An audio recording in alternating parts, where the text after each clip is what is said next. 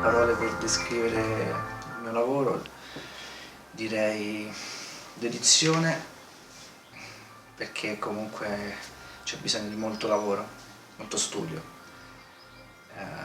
Solitudine, perché viene da sé, bisogna, perlomeno io lavoro bene in solitudine da solo e quindi è importante. Il problema è che stai solo sempre.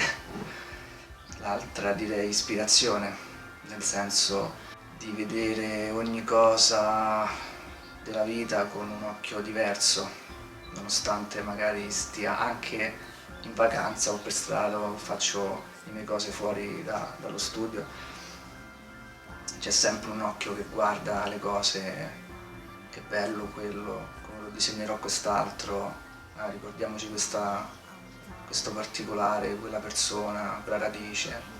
Quindi è una benedizione, diciamo, ispirazione e benedizione. I'm looking for myself, I'm alone here. I lost a lot of time. Se mi dovessi descrivere con due parole sarebbero sicuramente tenace, perché è difficile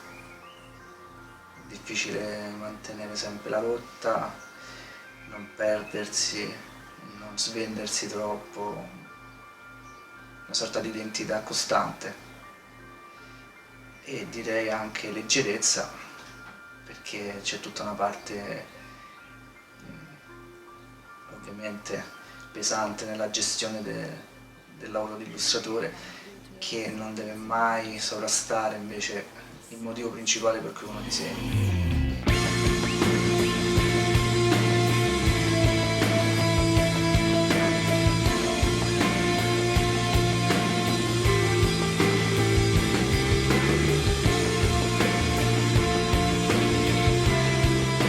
Se dovessi scegliere dei temi, sicuramente i miei preferiti sono sempre la natura, la natura intesa come vegetazione, come animali, ma anche l'uomo, la figura umana mi interessa molto e tutte le varie interazioni fra esse e le varie declinazioni. Intendo dire declinazioni come disegnare un orso o un leone per un libro dell'infanzia, o come disegnare una donna che ha una gonna a forma di fiore, con lo stesso occhio ma con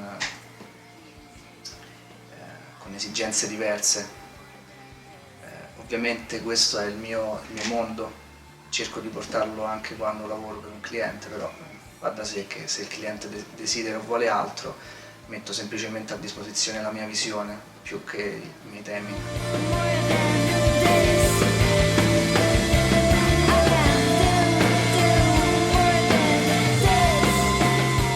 I miei colori sono sempre stati più di uno, direi arancione all'inizio, rosso al centro e nero alla fine.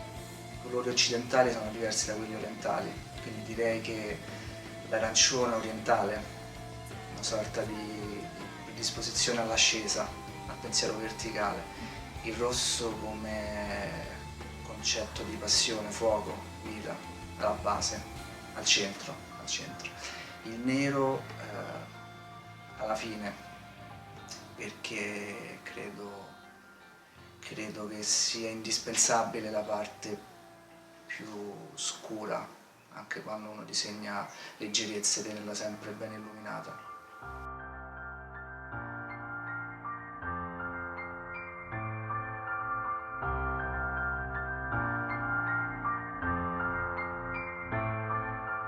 Beh, ho fatto tanti lavori in questi anni e direi che i lavori migliori sono i miei preferiti sono i miei disegni, la mia ricerca iniziale con la matita e un solo colore come il presagio di primavera, o la ricerca cromatica sui porri,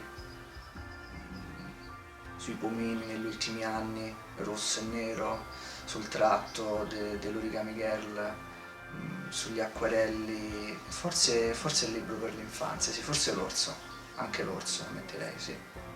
L'orso con la spada è un'unione fra tutte le declinazioni cromatiche e formali che ho ricercato in quegli anni e che comunque è un mattone importante. Attualmente non sto lavorando per nessun cliente, ma mi sto dedicando a un po' di ricerca, che è sempre bella e sempre molto frustrante perché lasci o cerchi di metabolizzare le cose già acquisite e trasformi in altro, che a volte è un vicolo cieco, a volte invece apre altre strade, quindi la ricerca che sto facendo adesso è quasi tutta incentrata sul bianco e nero. I colori, i colori in questo momento non sono molto presenti perché diciamo che cerco anche un riconoscimento al di fuori della tecnica, visto che negli ultimi anni il mio lavoro è sempre stato associato a acquerello, a un certo tipo di linea e di unione fra i due. Sto provando a prendere una strada dove siano i miei temi, il mio soggetto semplicemente a essere rappresentativo. Poi non è detto sia fatto in acquerello, non è detto sia fatto in graffite, l'importante è che sia riconoscibile quell'impronta, quel mondo. Quindi questa è la cosa a cui sto lavorando adesso.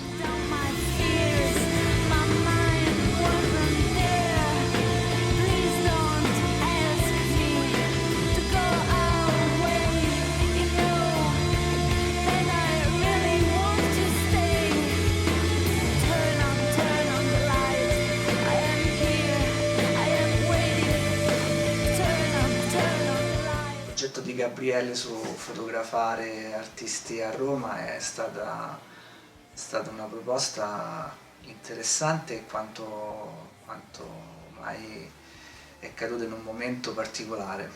Mi disse che la sua intenzione era fotografarmi in qualsiasi posto io volessi e lì per lì ero indeciso. Poi però pensandoci mentre passeggiavamo per San Lorenzo le dissi che era una buona cosa andare invece in Via Tiburtina, perché Via Tiburtina è un posto particolare per due motivi. Il primo motivo è che mia mamma è nata a Roma e ha vissuto a Via Tiburtina fino a che non si è sposata e quindi c'è la sua adolescenza, la sua giovinezza l'ha passata là. E ricordo anche quando da piccolo mi portava a Via Tiburtina e vedevamo il suo portone, il negozio dove c'era il panettiere, dove andava a farsi i capelli. Adesso non c'è più niente, adesso c'è rimasto un negozio sfitto e una boutique, però il quartiere è quello, rimane quello. Dietro casa sua c'è ancora fortunatamente un parco dove andavo quando ero piccolo e questi ricordi stranamente non sono affiorati subito, sono affiorati strada facendo. Mentre faceva dei scatti in giro io lo portavo verso la via e man mano costruivo il percorso e ricordavo qua venivo con mamma e qua facevo questo ed è stato emozionante perché siccome ho perso da poco mia mamma è stato bello ripercorrere quella strada, quei ricordi senza dolore né nostalgia, ma semplicemente con la sensazione che la memoria aiuta a non perdere le radici e a mantenere anche un posto grigio, anonimo come potrebbe essere Via Tiburtina, un posto pieno di colore, pieno di sole, di ricordi belli.